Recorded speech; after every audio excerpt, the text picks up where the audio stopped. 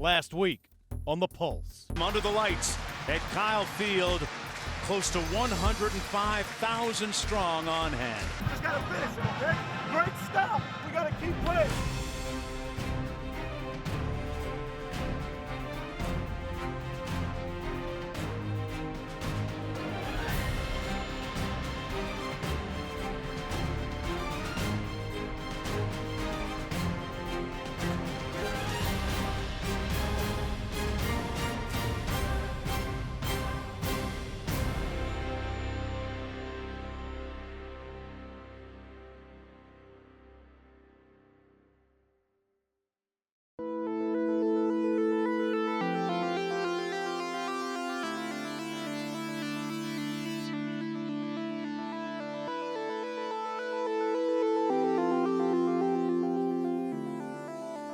Wide receivers coach David Beaty is a Dallas native. He'll be comfortable in the Metroplex on Saturday when the Aggies play SMU. Right there. Get in the end zone. Atta baby, atta baby.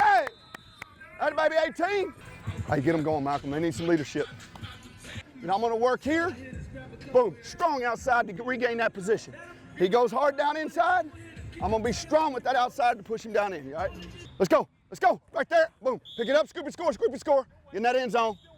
You're going to jog in there, you're going to run. Put him with the talented, youthful group he coaches here in Aggieland, and he downright feels at home. Don't change, right? Every day, every way, we go back to the beginning, the foundation of what we're doing. What are our goals? Where are we headed? What do we want to do? What do we want to accomplish? Most productive, most disciplined, toughest. We know what those things are, right? The second we forget about those things is when our technique goes to crap and we don't start playing as productive as we can. That being said, we should win outside of these guys. They're going to be slightly inside of you to maybe even head up, all right? Do not take that easy way out because you're protecting those stop routes. You're protecting everything outside of you, okay? So set him up, move him off your stem, okay? Move him off your stem and then dip and rip and get back into your route. Everybody good? Ed Pope, want to point him out because every time he catches a hitch, what does he do? Turns outside. Why do we do that? Yeah. What did we say about those corners? What do they get paid to do? They don't get paid to what? Okay, stay away from everything inside. Those are loud noises in there, all right? Jeremy, if you're open right there, sit. If not, then don't sit right underneath the guy. See how you're not open? Just go to the next window then, right? Read the next defender inside on those replace routes. Beaty may be close to home, but one of his very own in his room, Jeremy Tabuyo, is thousands of miles away from his. Big-time players from off the mainland are hard to find. Something has to catch my eye on an email for me to pop it open when it comes to recruits. But his said something about Hawaii on it, and I just happened to click on it. And I turned it on really looking for a reason to turn it off. And I watched the play and said okay, and then I watched another one and I was like, man, this dude, he's pretty fast. You know, I stood up and walked to the other office and I asked Cliff, I said, Cliff, tell me that I'm seeing things here. I just popped this email in. This kid can really run. I think he can play. And Cliff said, yeah, you're right. So we went after him, and the rest is history.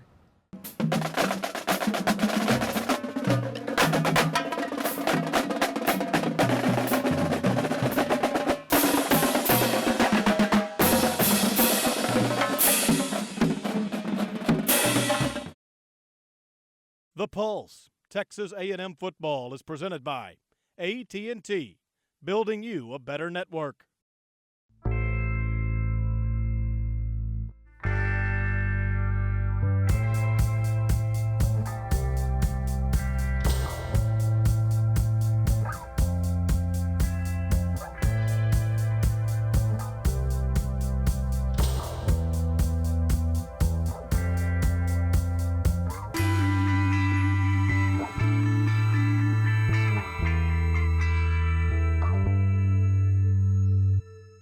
Go. Hey, split. Razor, razor. 5 seconds, 5 seconds. Go. What's up? You guys good? Great week of preparation. Yesterday was as good as we've had. Okay? We didn't come up here to stand around and do anything else. I came up here to make another statement. Who we are and what we're about. Play for our team. Everybody got that? Can we handle that? Yes, sir. All right. Welcome to Big D as the SMU Mustangs play host to their cross-state rival, the number 6 Texas A&M Aggies. Everybody knew Texas A&M would be good this year, even though they lost 3 first-round draft choices, including their quarterback, Johnny Manziel. But did anybody think they'd be this good? Hey, listen, don't get lulled to sleep. Don't get lulled to sleep. This atmosphere ain't cracking yet, but it will be. But guess who it's gonna be cracking with? With our people. They came to watch us play. Most of the people up here from Aggieland. They ain't trying to watch them, they trying to watch us. Put on the show, man. Everybody look asleep, wake up. Wake up. This is another chance to play the game. Hey, beat SMU on 3, 1, 2, 3. Beat SMU, let's go.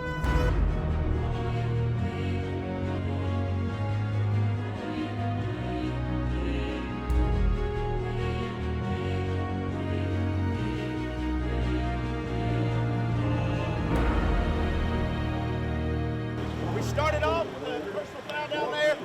Just make sure that this group locks it in and we don't have any issues with that, okay? It took the Aggies just a bit to get untracked. There were some early mistakes, but once they shook loose of their own slips, it was smooth sailing. That's a busted play, and Hill will carry. Look at this, Kenny Hill.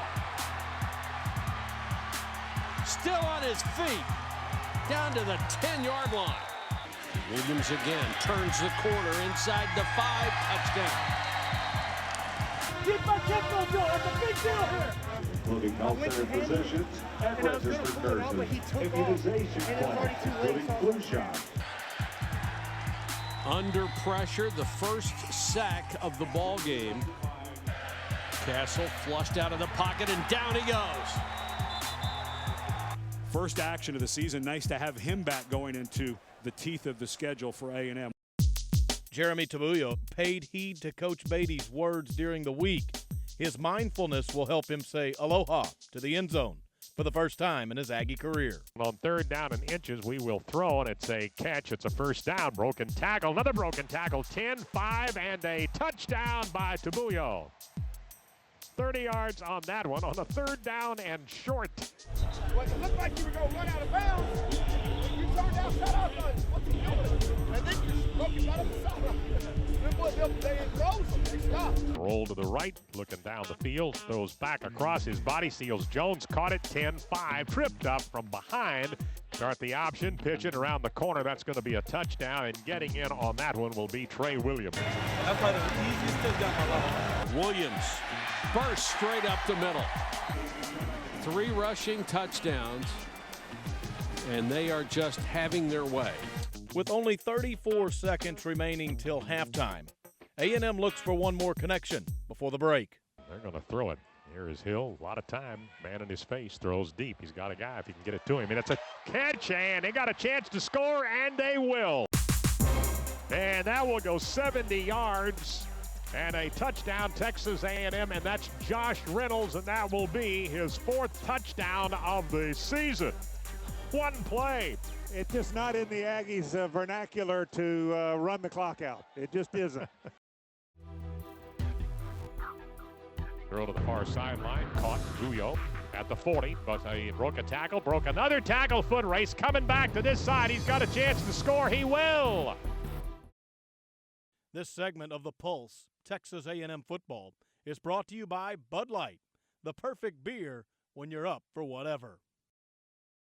Coach, some penalties and mistakes to start off the first half, but overall pretty good. Yeah, you know, we did a good job on 3rd down on defense, and 4 of 6 on offense on 3rd down. So that's a goal that we have. We need to get some turnovers. You know, we're turnover ratio, we're down 1, so we need our defense. They're playing good, but we need to get the ball back. And now we are ready for the second half kickoff. While the outcome may no longer be in doubt, there is always something to prove.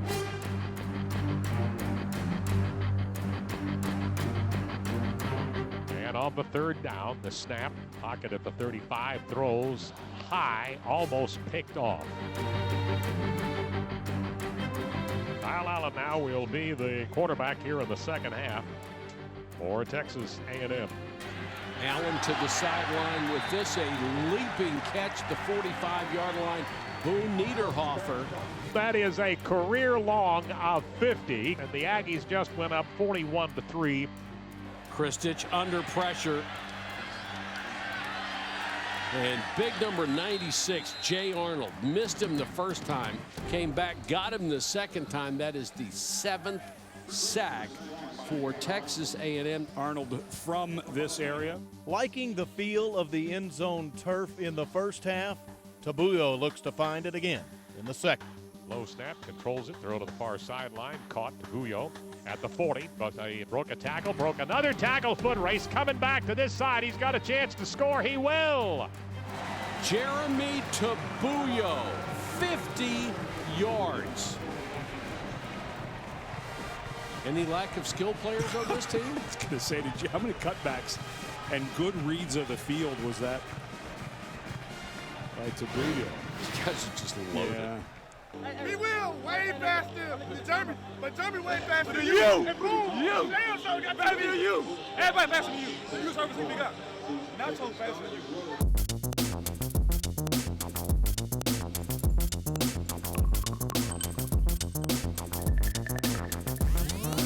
Another quarterback sack by A&M. And that will be the 8th of the game, and that's Gerald Jackson. Again, he had a tackle behind the line earlier. Now Jackson gets a sack.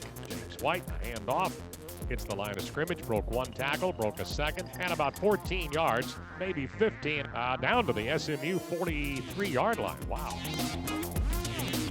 Gonzalez, really quick, makes another couple of great cuts and goes inside the 10. So they'll go with a field goal from Lambeau, and Texas A&M raises the ante to 51-3.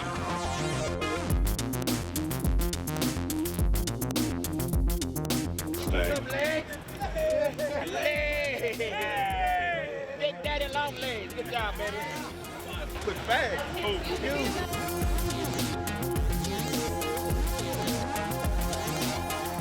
White off the left side, breaks a tackle inside the 20, breaks another tackle inside the 10.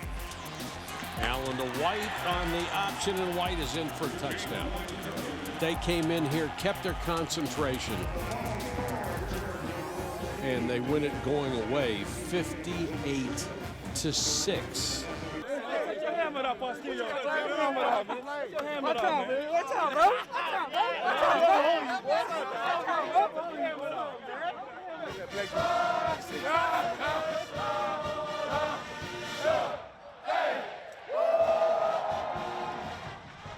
Oh, what's up? Oh, you, hey, me and my cousin. Hey, we cousins. Y'all ain't know that, huh? Y'all ain't know that. Hey, because I got jersey tattooed, don't mean we ain't cousins. It's one of those things, though. I'm savage. He not there yet. You know what I'm saying? Savage. No, I'm trill. He's savage.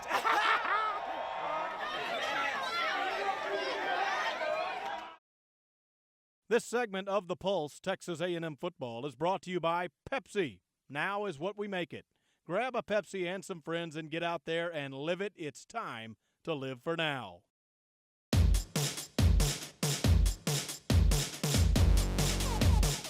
The Aggies got healthier on Saturday. While not everyone who has suffered injury has returned to the lineup, several key components are making their way back. We got the guys that got in there, played a lot. This video is important. We need everybody. Everybody who came on this trip to be ready to go the rest of the season. Okay? Some situations came up. Some of you young guys weren't ready for it. Some of you were. We were able to get about everybody in that we brought on the trip, except for a couple guys that we want a red shirt. Mainly, the offensive linemen, but it was a great experience for everybody. But also, I was really pleased with their level of play and intensity to finish out the game. He's spun to the turf by Sean Washington, and they have missed him. The young man has made a very rapid recovery from a fractured clavicle. It was great to have Sean out there. You know, he certainly healed up fast, probably a little bit ahead of the curve, I think, than most people anticipated, but he was fully cleared and healthy. I think the biggest thing with Sean is, he got a little bit winded at times, but he was flying around.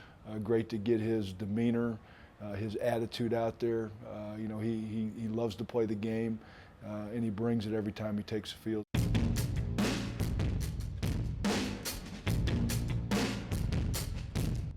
The rest of the season with the exception of one game, is against the Southeastern Conference. Guarantees are out the window, replaced by a gauntlet of the nation's top teams. Now, preseason's over with, right? Right now we're rolling into this real football.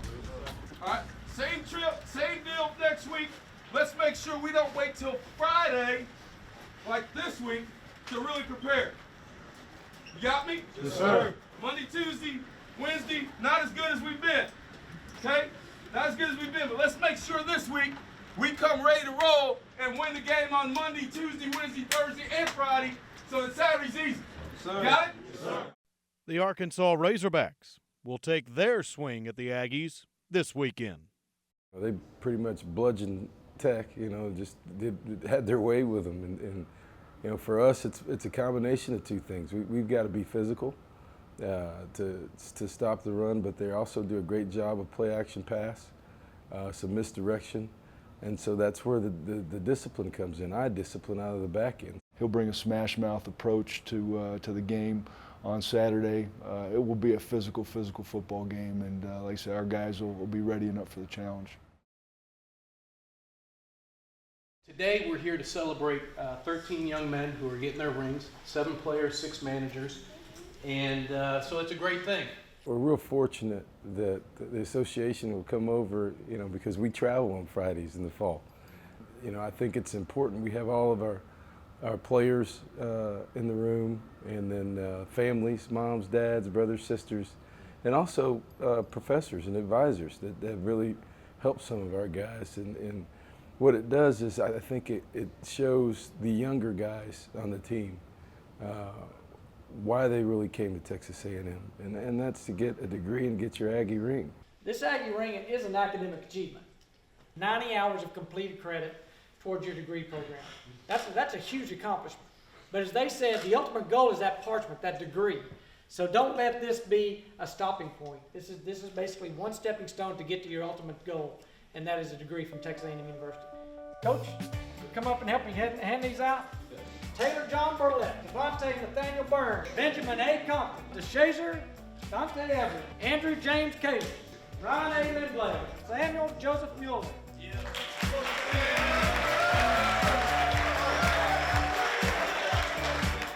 There are very few places in the country like Texas A&M. And we talked about it in recruiting, we've talked about it since you've been here, and we'll talk about it after you leave. You are part of an Aggie network unlike any other place in the country. Doing all the stuff that you believe in. Aggieland, we see it top season. I do it for the fam, that's the reason. I'm maroon, out my blood, I'm bleeding.